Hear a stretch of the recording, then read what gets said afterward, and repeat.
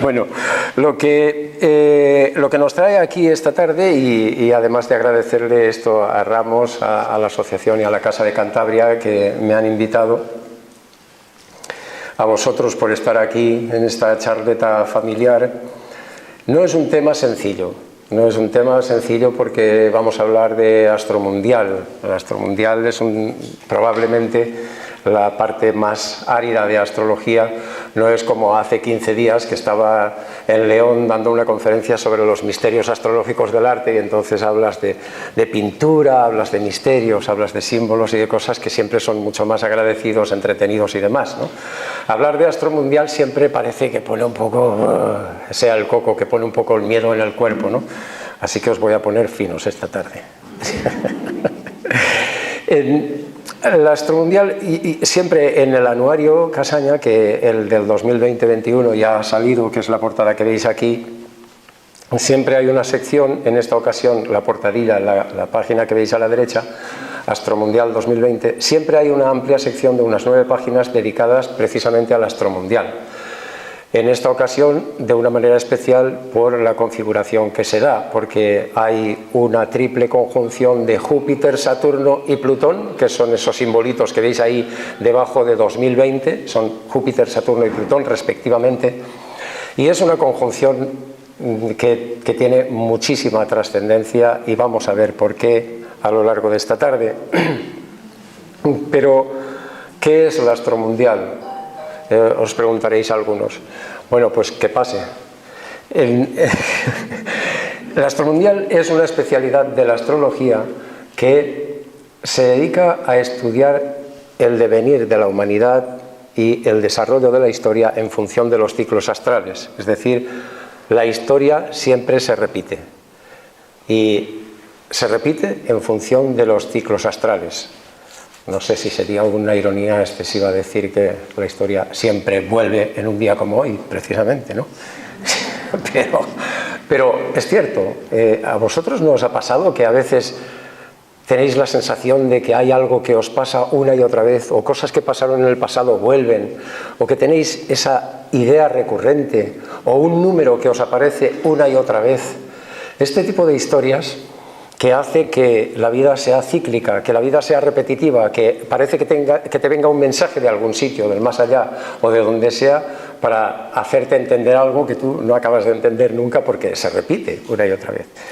Bueno, pues la historia es así. La historia funciona en base a estas repeticiones. Entonces hay numerosos ciclos astrales, numerosos.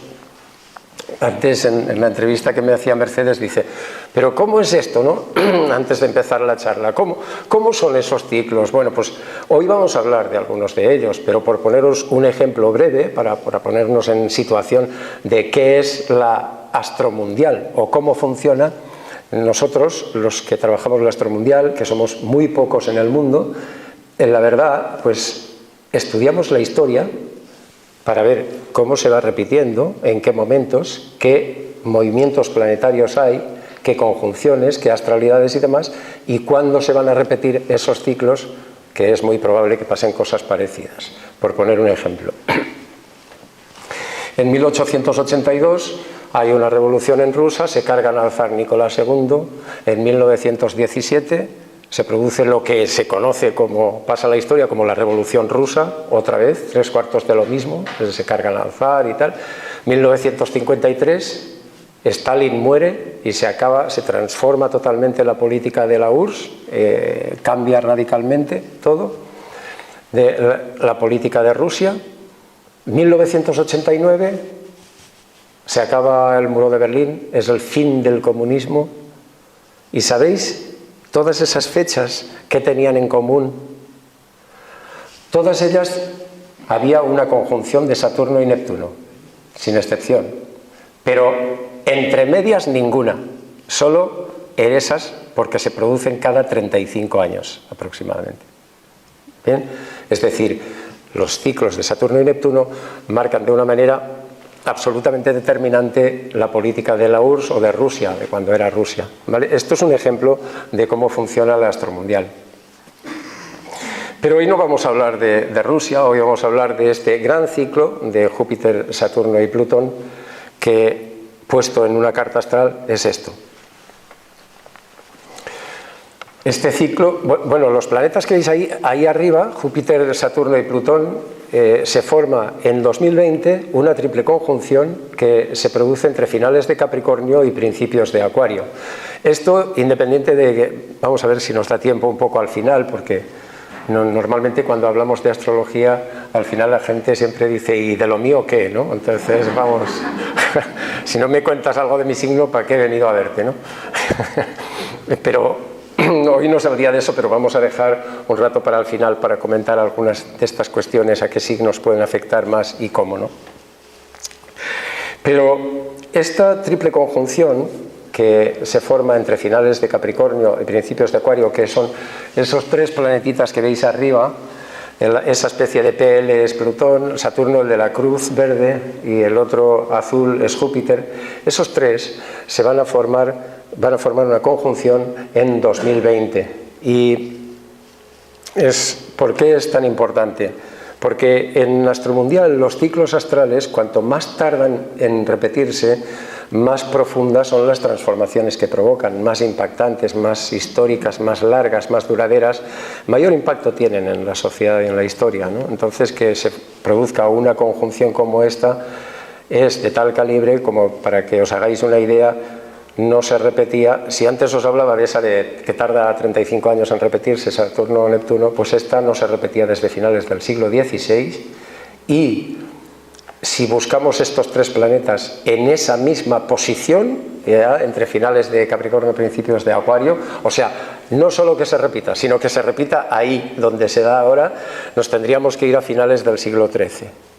Y finales del siglo XIII no era una época demasiado interesante para lo que ahora es España, y entonces eran reinos peninsulares, ¿no? Pero era una etapa de guerras, guerras de sucesión, tensiones por dominios territoriales, tanto en los reinos cristianos como en los reinos musulmanes, porque recordemos que entonces España estaba ahí con reinos cristianos y del Islam, ¿no? Empezó una etapa así de conflictiva bastante larga que se dio precisamente con esta conjunción. Pero bueno, vamos a analizar la conjunción de ahora y vamos a ver en temas concretos en qué influye y cómo va a influir para la historia, para la cultura en este próximo año, y qué es lo que determinan cada uno de estos ciclos. Lo dividiremos en dos. Vamos a hablar por un lado de Júpiter y Saturno primero, que es una conjunción muy importante especialmente para Europa y para Estados Unidos.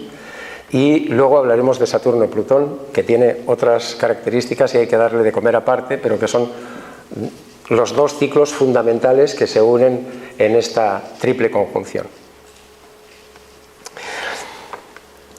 Antes os quiero poner en situación.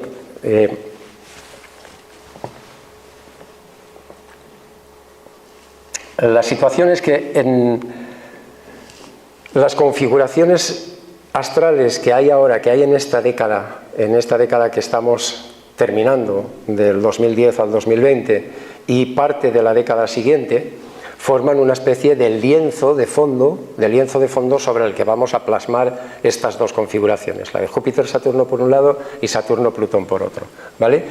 Pero ese lienzo, ¿cuál es? Bueno, ese lienzo nos tendríamos que remontar a los felices años 20 del pasado siglo XX, a la famosa era del jazz, donde todo era lujo, glamour, fiestas, orgías, cachondeo, diversión. En la era del jazz parecía que todo era jauja. Y donde, por cierto, se le invitaba a la gente a consumir, consumir y consumir. Era el tiempo en que se popularizaron los teléfonos, los electrodomésticos, los coches y también las ventas a plazos, que no existían. Entonces, a partir de ahí, los años 20, parece que todo el mundo era feliz, todo el mundo crecía, todo el mundo se expandía, mientras debajo se estaba formando una peligrosa burbuja que acabó estallando un día de manera dramática. Aquello fue el martes 29 de octubre de 1929, cuando acabó produciéndose el crash. Tanto despilfarro no podía llegar a buen término. Os suena un poco parecido a lo que hemos estado viviendo estos últimos años, a ver si os sigue sonando. Acabó en un crash el 29 absolutamente dramático, porque produjo una crisis financiera y económica tan grave en Estados Unidos que se propagó inmediatamente cual tsunami a los países, bueno, a todo el mundo prácticamente, ¿no? La gente por las calles, mendigando, durmiendo en las calles, viviendo de los subsidios, de las aportaciones del gobierno, muchos suicidándose. El asunto era dramático, niveles de paro que estaban entre el 25 y el 30%. Se tardó bastantes años en superar aquello. Una de las cosas que produjo aquello era precisamente, además del enorme drama, era que aumentaron muchísimo los nacionalismos y los movimientos de ultraderecha. ¿Os suena la jugada? Las configuraciones de entonces, la básica, la importante, la grande, la de Urano-Plutón, era la misma que tenemos en la actualidad, en esta década, en esta segunda década del siglo XXI, la cuadratura de Urano y Plutón. Es exactamente idéntica, entre los mismos signos. Tardaron más de 10 años en salir de eso. No lograron salir, parecía que iban a salir, pero al final desembocó en la Segunda Guerra Mundial.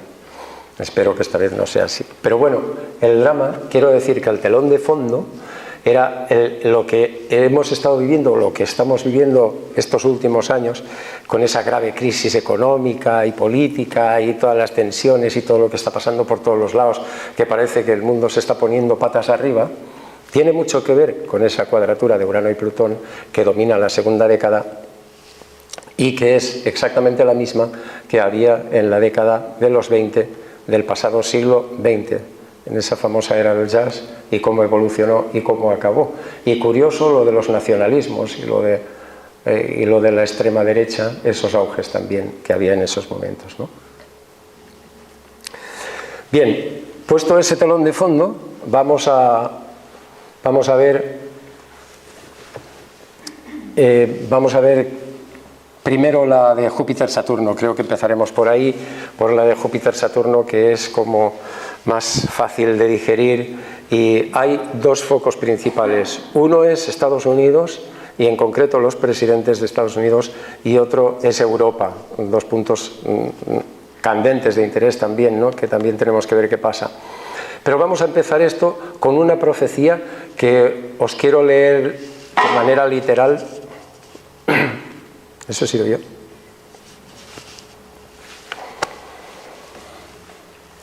La profecía de Tenskwatawa. Es así, esto es literalmente lo que dijo el profeta. Tenskwatawa era un profeta de la tribu de los Shawnee. Y les digo que Harrison morirá, y cuando él muera, ustedes recordarán la muerte de mi hermano Tecumseh.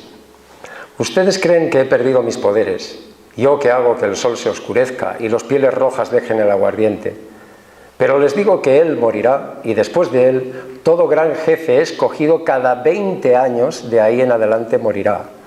Y cuando cada uno muera, que todos recuerden la muerte de nuestro pueblo. Bien, Tenskwatawa, os pongo en situación y luego vemos ahí la cuestión y dónde vamos a parar. La tribu Shawnee se resistía, sobre todo por la parte de los grandes lagos, querían retener, pero la ambición de los estadounidenses, del séptimo de caballería, etcétera, era imparable, y su ambición era hacerse con todos los territorios posibles. De manera que, tras mucha resistencia de esta tribu, acaban absolutamente derrotados en la famosa batalla de Tippecanoe, donde Harrison era el comandante general, era el gobernador de los americanos, que más tarde sería presidente, precisamente. Tecumseh era uno de los guerreros más bravos, ese que leéis ahí en la tercera línea, y después de que la tribu de los Shawnee fueran derrotados y masacrados por el ejército de los Estados Unidos, Ellos se unen a los ingleses, a las tropas inglesas, porque ya sabéis que hubo una guerra de independencia de Estados Unidos respecto a Inglaterra, y en esa partida del té donde empieza todo, pues al final estos de la tribu de los Shawnee se acaban uniendo a los ingleses para combatir al ejército norteamericano, pero al final acaban derrotados también. Y no solo eso, Tecumseh, que era un bravo guerrero, muere en la batalla.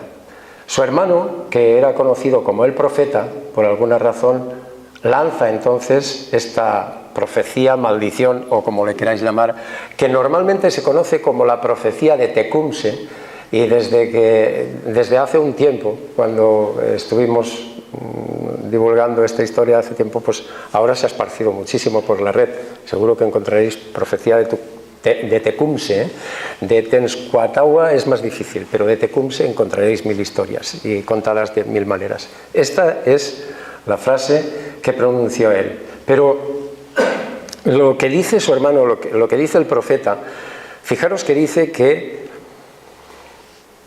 Harrison morirá y que luego detrás de él, está en negrita, todo gran jefe escogido cada 20 años de ahí en adelante morirá. Harrison fue el 9º presidente de los Estados Unidos después de esto, porque ahí era el comandante de las tropas del ejército americano. Y fue el primero que murió mientras estaba en el mandato, antes de terminar su mandato. Y a partir de él, cada 20 años, todos estos.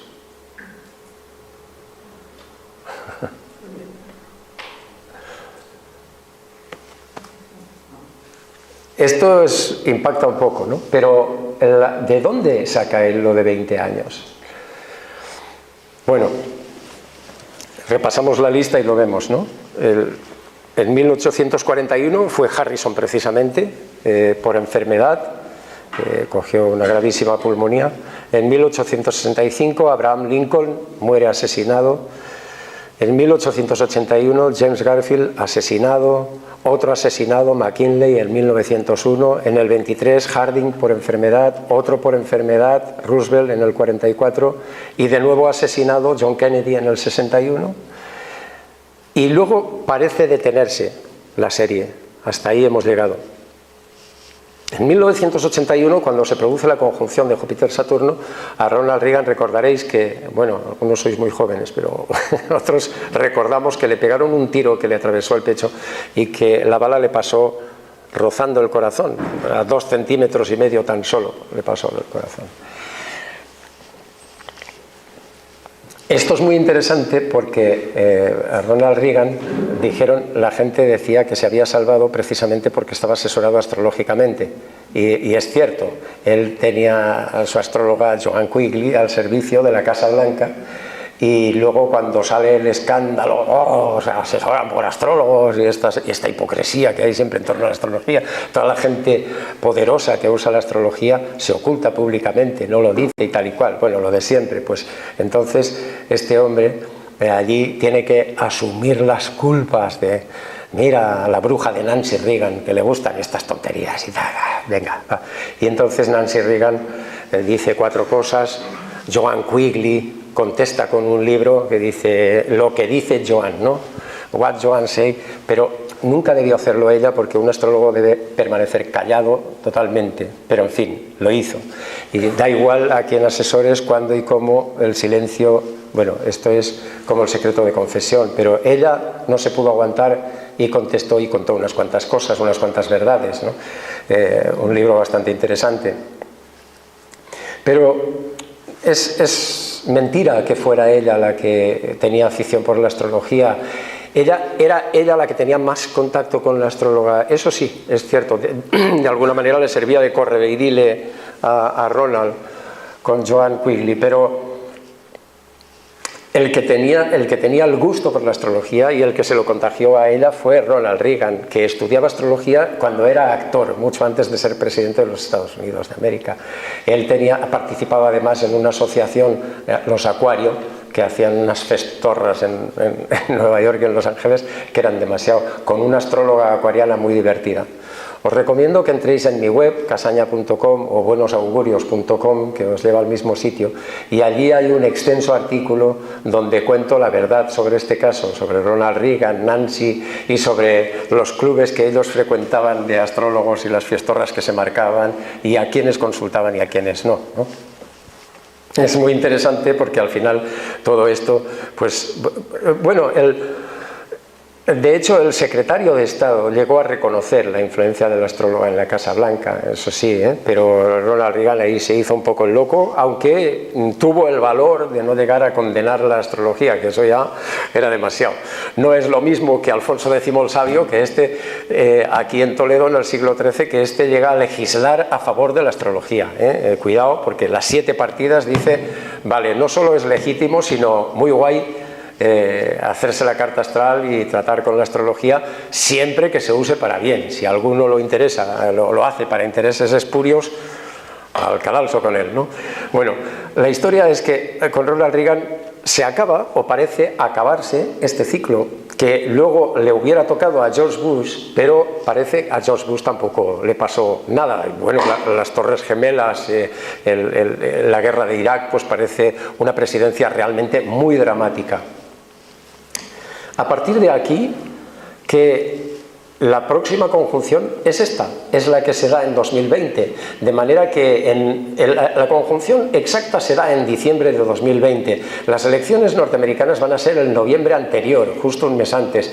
El que sea elegido le cae este San Benito de la próxima conjunción, de morir durante su mandato por enfermedad o por asesinato.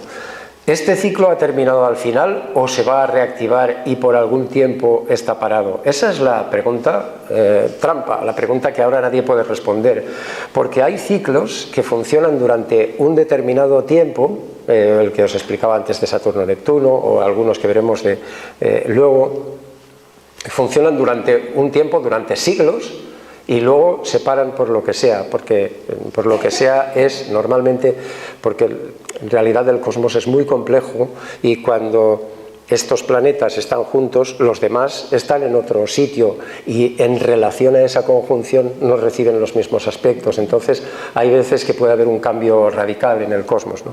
Pero esto es un tema complejo. La cuestión es que el próximo ciclo toca ahí, y no solamente eso, está en un momento en el que llega justo el final de la hegemonía de los Estados Unidos. En el año 2007, en un congreso que hacíamos en Peñíscola, las 10º Jornadas Astrológicas del Mediterráneo, yo pronuncié una conferencia que se titulaba Año 2020, ya hemos llegado, ya estamos ahí.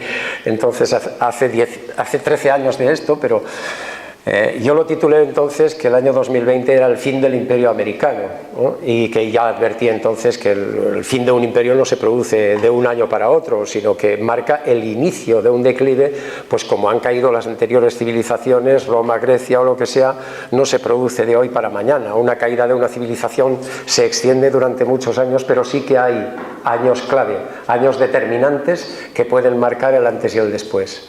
Y en este sentido, 2020 sin duda es crucial por una serie de configuraciones para Estados Unidos. Y estos 3 puntos yo los recitaba allí en una de las diapositivas que he copiado, ¿no? Que dejarían de ser Estados Unidos y el dólar los líderes mundiales de la economía, que habría una revolución de las relaciones sociales y económicas con nuevas clases sociales, y que sería un capitalismo de nuevo cuño ahora en el 2020. Vamos luego a profundizar en alguno de estos aspectos, pero tened en cuenta que la Tercera Guerra Mundial, de la que todo el mundo habla, pero esto viene a la Tercera Guerra Mundial o no, ya la Tercera Guerra Mundial la estamos viviendo en vivo y en directo, y además nos la están retransmitiendo a diario, porque ahora ya es una guerra económica y tecnológica, ya no es una guerra de bombazos, pero esa guerra ya está servida. Esa guerra por la hegemonía mundial entre Estados Unidos y China, más directa y más cruenta, imposible. Bueno, se está calentando evidentemente, ¿no? Pero es el principio de esta rebelión que al final tiene siempre que enfrentarse la hegemonía aspirante o la potencia aspirante a la potencia dominante en ese momento. Las conjunciones Júpiter-Saturno son muy importantes por muchísimas cosas y tienen mucho que ver con el nacimiento y el fin de los imperios, con la coronación y el final de un reinado, con este tipo de cosas que tiene que ver con dinastías, ¿no? Esto es algo que descubrió, bueno, descubrió no es la palabra, pero trabajó muy a fondo Kepler, que igual que Galileo trabajaba en la astrología a fondo, y Kepler en este famoso libro que se titula Stella Nova in Pede Serpentari, o sea, la nueva estrella en el pie del serpentario, o en el pie de Ofiuco, es lo mismo, porque se llamaban Ofiuco y el serpentario indistintamente, y él publica este libro en 1606, ¿vale? Entonces, cuando Kepler publica este libro es porque en 1604 aparece una estrella que es una supernova, aparece una estrella de repente que no estaba en el cielo. Entonces él la descubre y escribe mucho de ella. En este libro, precisamente, aquí hay dos cosas muy curiosas que tienen mucho que ver con estas conjunciones de Júpiter-Saturno, ¿no? Una, por un lado, que antes me preguntabas por Ofiuco, ¿no? Pues dedicado a ti. Ahí está Ofiuco, ese señor con la serpiente envuelta, que por eso se llama serpentario también, pues es un hombre que lleva una serpiente. Y Ofiuco es un tema que oiréis hablar mucho de él y habréis oído hablar lo suyo, porque de vez en cuando vuelven al ataque, vuelven a la carga, que Ofiuco es un nuevo signo, que no eres Sagitario, que eres Ofiuco, que este tipo de cosas, ¿vale? Esto nace en 1995 y tenéis que saberlo, porque normalmente hay una desinformación respecto a Ofiuco y la gente todavía, de hecho hay gente que está escribiendo por ahí pronósticos para Ofiuco y cosas así, los 13 signos del zodiaco y este tipo de cosas. En 1995 la BBC hace una serie documental sobre astronomía que se gastan una auténtica riñonada. Gastan lo que tenían y lo que no tenían. Una muy ambiciosa, en plan BBC, ¿no? Y hacen una serie de astronomía que no se la compraba ni Dios, a nadie le interesaba, y ellos tenían necesidad de venderlo porque se habían gastado muchísimo dinero. De manera que Jacqueline Mitton, que parece que era la astrónoma jefa del evento y de la película aquella, parece que fue idea suya decir: esto está chupado, ¿no? Vamos a decir que hemos descubierto un nuevo signo y todos los signos cambian. La publicidad la tuvieron garantizada por todo el mundo de manera gratis de algo que les habría costado miles de millones de libras, sin duda, ¿no? Si lo hubieran tenido que pagar enseguida. Y al final, no sé si la serie la vendieron o no, pero así es como funcionó la historia de Ofiuco y así es como se propagó. Y periódicamente, de vez en cuando, vuelven al ataque otros: Ofiuco se ha descubierto, no sé qué. Pero vamos a ver, ¿cómo se puede haber descubierto Ofiuco? En 1995, cuando pasa esto, una editorial me pide el libro, este está ahora en versión digital en mi web, ¿no? Esta portada que os muestro. Pero entonces se publica en papel, pero con la gran sorpresa de que la editorial que me pide que yo rebata a los astrónomos, que rebata, digo, vale, da tus argumentos, ¿puedes? Y yo digo, unos pocos sí, y entonces hacemos un libro y me llega a casa, tienen la desfachatez de enviármelo, con el tercer capítulo cambiado, donde yo titulaba el capítulo Viejas y Nuevas Inquisiciones, hablando de cómo la ciencia o la Iglesia había metido la pata con la astrología de manera injusta en algunas ocasiones. Me cambian totalmente el tercer capítulo y yo me pongo a hablar de física cuántica y de Max Planck. Bueno, tema no me desagrada, pero en fin, no es lo mío. En un libro de astrología. Y bueno, prohibí la difusión en España, pero me he enterado que luego esos libros, no sé cómo, se distribuyeron en varios países de América y la gente los compró. Bueno, la historia es que el verdadero libro, el original, es este y está en la web en formato digital, que sepáis el tema de Ofiuco. Pero lo interesante de esto es que cuando el profeta, el hermano de Tecumseh, habla de esos 20 años, lo que está hablando es de algo que ya los astrólogos árabes habían trabajado muy a fondo, Albu-Masar, Masajala sobre todo, dos astrólogos mundialistas prodigiosos, porque eran los árabes que se habían quedado con todo el conocimiento de Babilonia, de Egipto, de Grecia, de todos los sitios, y lo tenían ellos, lo habían atesorado y lo habían potenciado muchísimo con las matemáticas esféricas y demás, y trabajaron mucho con estos ciclos que luego Kepler ya le da una vuelta más de una manera muy interesante, ¿no? Para Kepler estos dos planetas eran importantes porque en su carta astral ocupaban una posición importante. Kepler era Capricornio, aunque tenía Luna y Neptuno en Géminis en el ascendente, una carta bastante interesante, era un tipo muy esotérico, a pesar de las 3 leyes de Kepler, que es lo único que nos enseñan en el colegio de él. Kepler era muy interesante, Kepler era un soñador, un místico, y si no, leed, si sois capaces, Somnium, su novela sobre el viaje a la Luna, porque es bastante infumable, bastante difícil de digerir, pero entretenido, y es un hombre que tenía, su madre ya tenía unas dotes clarividentes interesantes, y entonces Kepler investiga mucho eso por varias razones. Una, porque Júpiter y Saturno eran importantes en su carta, él era Capricornio, como digo, que Capricornio está regido por Saturno, y estas figuras que vemos aquí, esto aparece precisamente en el libro de Stella Nova Impede Serpentari, donde él describe los ciclos de Saturno, cómo se producen. Los ciclos de Saturno se producen cada 20 años, las conjunciones, como decía el hermano de Tecumseh, Tenskwatawa, cada 20 años, que evidentemente por algo le llamaban el profeta. Él estaba en contacto con la astrología, sabía los ciclos astrales y sabía Kepler también, igual que Tenskwatawa, que estas conjunciones tenían que ver con el nacimiento y muerte de dinastías, hasta tal punto que investigando y investigando, esta serie va rotando poco a poco, forma un triángulo y cada 20 años se forma en uno de los vértices esa conjunción y cada 60 años vuelve al mismo punto. Y luego hay ciclos mayores que luego comentaremos si acaso, pero no quiero entretenerme ahora porque esta es la carta astral de Jesús que, corregida por mi admirado Demetrio Santos y nunca suficientemente reconocido, es esta, y yo prefiero poner la suya porque es el que la trabajó luego muy a fondo. Y como veis, a la izquierda donde hay esa punta de flecha, aparecen un círculo con un punto al medio, la luna al lado, el sol y la luna, y abajo aparece Saturno y arriba, justo el sol es el círculo con un punto al medio, ¿lo veis? Aquí, junto a la luna, y justo arriba está Júpiter y abajo está Saturno.